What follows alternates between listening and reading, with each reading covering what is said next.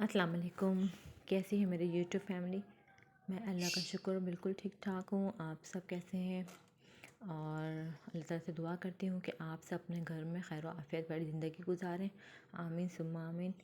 जी, सुबह का वक्त है और मैं बना रही हूँ नाश्ता। आज मेरे हस्बैंड को ऑफ़ करना था, उनकी तबीयत थोड़ी सी सेट नहीं लग रही थी, मगर जो है वो जब ऑफ़िस फ़ोन किया 9 बजे कंफर्म करने के लिए, तो पता चला जी कि जो उनके कोलीग हैं उनका एक्सीडेंट हो गया है, तो इसीलिए फिर मेरे हस्बैंड को ऑफिस जाना पड़ा। तो आज मैं बहुत लेट हो गई हूँ।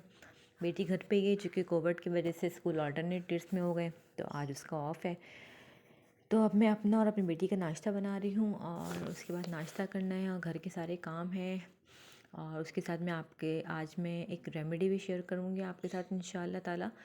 इरादा तो मेरा अभी तक यही है, आप बस जैसे ही काम मेरे फ्री हूँ तो मैं इंशाल्लाह आपके साथ रेमेडी भी शेयर करूँगी।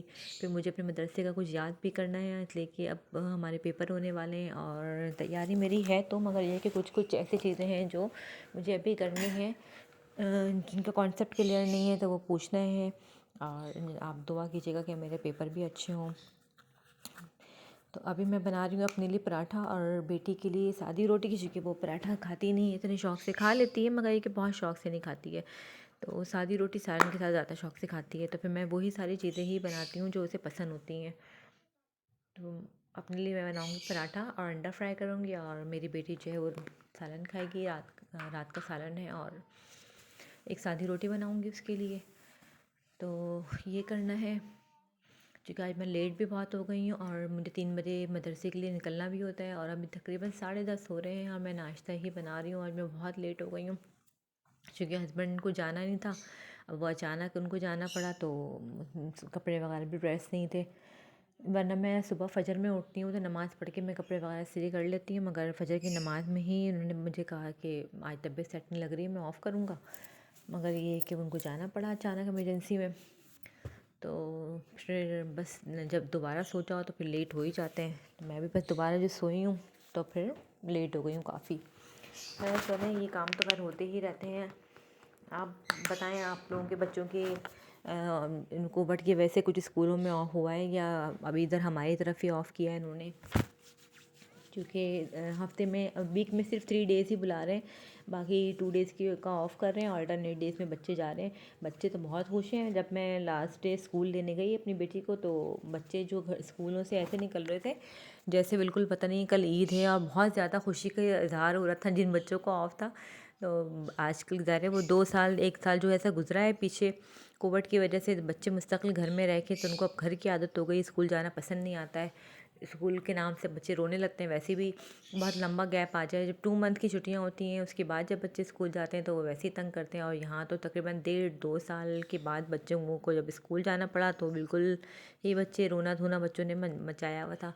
और उस परसों मैंने देखा बच्चों को किस तरह खुशी से बिल्कुल स्कूल से बाहर नाचते घूमते हुए निकल रहे थे, जैसे बस कल ईद है, और बहुत खुशी की इंतहा नहीं थी बच्चों की। तो बहरहाल जी, अब पता नहीं आगे हमारी जनरेशन का होगा क्या पढ़ाई कैसे चलेगी, क्या होगा, कुछ नहीं पता। चूँकि मुस्तकिल छुट्टियों की वजह से पढ़ाई में वो बात नहीं है पहले वाली, जो हमने जो जिस ज़माने में पढ़ाई की, रेगुलर स्कूल जाना। बच्चे भी आदी हो गए हैं इस तरीके से ऑफ करने में। चले जी, ये तो अब ज़िंदगी का एक हिस्सा ही है, तो इसको तो करना ही है। यहाँ पे बस नाश्ता मेरा ऑलमोस्ट होने वाला है। उसके बाद मैं नाश्ता करूँगी, साथ में बेटी को भी करवाऊँगी, क्योंकि नाश्ता जो है वो ज़्यादातर खाना पीना वो मेरे हाथ से ही करती हैं। तो ये है कि उनको नाश्ता कराने में थोड़ा सा टाइम लग जाता है। और मैं जो ना किचन में सफाई का काम, जो आटा वगैरह सूखा गिरता है वो मैं हाथ के हाथ फ़ौरन साफ़ कर लेती हूँ। मुझे फैला हुआ किचन बिल्कुल अच्छा नहीं लगता है। वो कोई आ जाए, वैसे भी बहुत बुरा लगता है कि फैला हुआ किचन हो। तो मेरी कोशिश होती है कि जब भी मैं जो भी काम करूँ तो मैं हाथ के हाथ को सिमटती रहूँ, काम ज़्यादा फैले नहीं। क्योंकि मेट वगैरह तो है नहीं मेरे पास, मुझे ही सारे काम करने होते, तो मैं अपनी सहूलत से फ़ौरन फ़ौरन ही सारे काम कर लेती हूँ। जमा करके काम करने में थकन भी बहुत हो जाती है, टाइम भी बहुत लगता है। तो इसलिए मेरी कोशिश होती है कि मैं फ़ौरन फ़ौरन सारी चीज़ें समेटती रहूँ। हाँ, मेरे ख़्याल में ज़्यादातर ख़वातीनों का यही है, जो हाउस वाइफ़ हैं, तो वो ज़्यादातर ऐसे ही करती हैं कि घर को ज़्यादा फैलाती नहीं हैं और फ़ौरन फ़ौरन ही सारे काम समेटती रहती हैं, क्योंकि उन्हीं की आसानी होती है इसमें। ज़्यादा फैला हुआ काम समेटने में भी बहुत टाइम लगता है, और कम फैला हुआ हो तो वो फ़ौरन ही हो जाता है। तो चलें जी, ये मेरा पराठा तो तैयार हो गया है और अब मैं चाय बनाऊंगी और उस चाय के साथ चाय पराठा और अंडे के साथ मैं अपने नाश्ते को एंजॉय करूंगी। और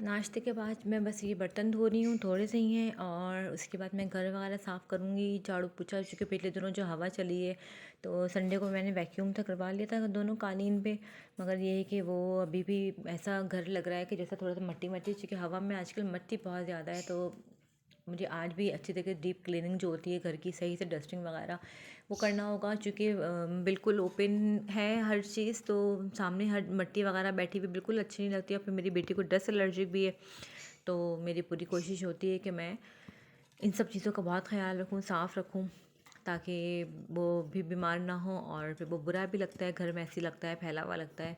तो आज बहुत काम है और सबसे बढ़ के मुझे अपने मदरसे की टेस्ट की तैयारी करनी है, तो उसके लिए भी मुझे टाइम निकालना है। तो बस मैं चाह रही हूँ कि जल्दी जल्दी मैं सारे काम कर लूँ। बर्तन तो खैर थोड़ी से थे, ज़्यादा बर्तन नहीं थे, क्योंकि मेरा मेरी बेटी की नाश्ते के थे। हस्बैंड तो जल्दी में बस वैसे ही चले गए, उनके तो खाली मैंने कपड़े ही प्रेस करके दिए, नाश्ता उन्होंने कहा मैं ऑफ़िस में ही कर लूँगा, तो इसलिए नाश्ता जो है वो मैंने उनके लिए नहीं बनाया। और बस नाश्ते के बाद मैंने किचन पूरा नीट एंड क्लीन किया, हर चीज़ साफ़ की, और फिर घर साफ़ करने के बाद जो है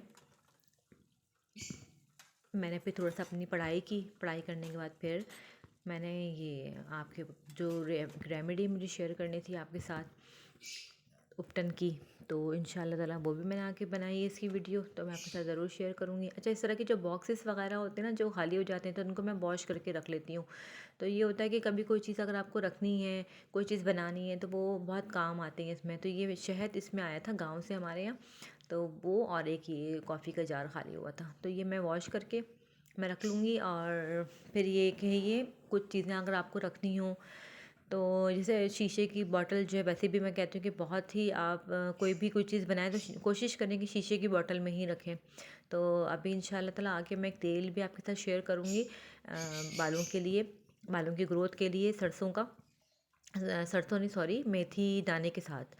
तो और ये देखें, ये मटर आए थे जो कि मैंने अभी तक साफ़ करके नहीं रखे हैं, अब ये भी मुझे करना है। काम ऐसे लग रहा है कि इससे ख़त्म ही नहीं हो रहे हैं। बर्तन धुल गए, किचन भी साफ़ हो गया, ये मटर साफ़ करने हैं। और उसके बाद जी थोड़ी सी पढ़ाई के बाद ये आ गई, अब मैं ये रेमेडी शेयर कर रही हूँ आपके साथ। उपटन है ये चलतन प्योर का, और इसके बारे में तो तकरीबन आप लोग सभी जानते हैं, 100% ओरिजिनल होता है। और ये मुलेठी की डंडी है, इसको आप चाहें तो पीस के भी रख लें, या इसकी डंडी को कूट कर ओवरनाइट आप इसका पानी भिगो के रखें, और इस पानी को हम 2 से 3 दिन फ्रिज में रख कर भी यूज़ कर सकते हैं। अगर आप डेली उपटन इस्तेमाल करें तो इस तरीके से 2-3 दिन का पानी बना के रख लें, और फिर जो है आप इसको यूज़ करें। चूँकि पानी भिगोने में अक्सर इंसान भूल जाता है, तो 1 टेबल स्पून मैंने इसमें उपटन लिया है, और सॉरी 3 से 4 टेबल स्पून जो है मैं मोल्डी का पानी, लिक्रिस जिसे कहते हैं, इसको मैंने कूट के और भिगो दिया था। अब इसका पानी मैं इस्तेमाल कर रही हूँ। इसका पानी के साथ मैं इसका पेस्ट बना लूँगी बहुत अच्छा सा, और पेस्ट बनाने के बाद आप अपना चेहरा अच्छी तरीके से वॉश कर लें, इसको फिर ड्राई करके इस पेस्ट को अप्लाई करें। 10 मिनट के लिए इसको चेहरे पे अपने लगे रहने दें। और ये थोड़ा सा ड्राई हो रहा था, तो मैंने थोड़ा सा पानी और मिलाया, तो वो बहुत ज़्यादा लिक्विड फॉर्म में चला गया। फिर मैंने थोड़ा सा इसमें उपटन भी डाला। तो खैर ये सब तो चलता ही रहता है, हम जब कोई चीज़ें बना रहे होते हैं तो आगे पीछे चीज़ें हो जाती हैं, फिर उसको हम कवर भी कर लेते हैं। तो चलें जी, ये उपटन तकरीबन तैयार है मेरा। और इसमें जो है, अच्छा, मुलेठी की डंडी का मैंने पहले ही बताया था कि पंसार की दुकान से आपको ईज़िली मिल जाता है, इसमें कोई इतनी परेशानी वाली बात नहीं है। इसको या तो आप पाउडर बना कर रख लें, चूँकि बहुत सारी रेमेडीज़ में इस्तेमाल होता है। बहरहाल इसको मैंने भिगो के रखा था, फिर इसके साथ ही मैंने ये उपटन को भिगो के अच्छा सा पेस्ट बना लिया है और फिर इसको मैं अपने हाथ पे अच्छी तरीके से लगा रही हूँ। आप अपने चेहरे पे लगाइएगा और लगाने के बाद 10 मिनट के लिए इसको आप छोड़ दीजिएगा।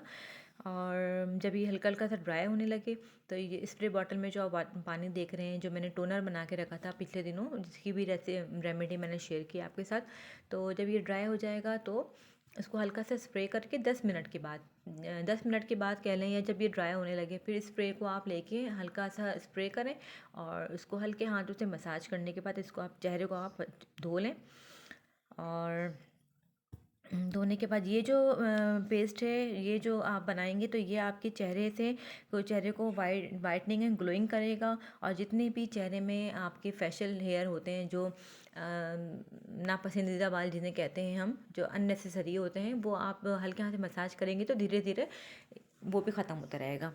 और जो भी बाल होते हैं वो ऐसा ऐसा ख़त्म हो जाते हैं। और बस जी, इसी तरीके से हम हल्के हाथ से इसको मसाज करेंगे। मसाज करने के बाद इसको वॉश कर लें। तो मैं अभी आपको दिखाती हूँ, ये देखिए वॉश करने के बाद। अच्छा, मैं तो खैर अभी आपको लगा के दिखाया, इसको डेली ही तकरीबन इस्तेमाल करें।